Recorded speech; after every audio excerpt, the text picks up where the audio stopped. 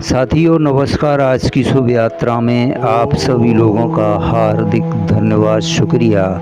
श्रीमद् भागवत गीता तत्व विवेचनी श्लोक 61 अध्याय 2 में कहते हैं, तो साधक को चाहिए कि वह उन संपूर्ण इंद्रियों को बस में करके समाहित चित हुआ परायण होकर ध्यान में बैठे, क्योंकि जिस पुरुष की इंद्रियां बस में होती हैं उसी की बुद्धि स्थिर हो जाती है। मित्रों, यहाँ पर प्रश्न उठता है, यहाँ इंद्रियों के साथ सर्वाणी विशेषण देने का क्या अभिप्राय है।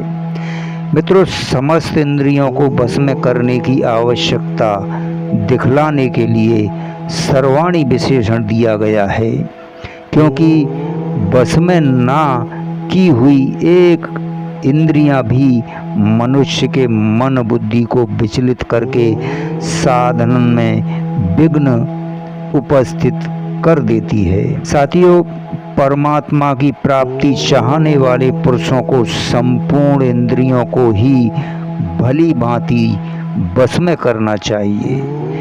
मित्रों, प्रश्न उठता है, समाहित चित्त और भगवत परायण होकर ध्यान में बैठने के लिए कहने का क्या भाव है। मित्रों, इंद्रियों का संयम हो जाने पर भी यदि मन बस में नहीं होता तो मन के द्वारा विषय चिंतन होकर साधक का पतन हो जाता है और मन बुद्धि के लिए परमात्मा का आधार न रहने से वे स्थिर नहीं रहते, क्योंकि इस कारण समाहित चित्त और भगवत परायण होकर परमात्मा के ध्यान में बैठने के लिए कहा गया है।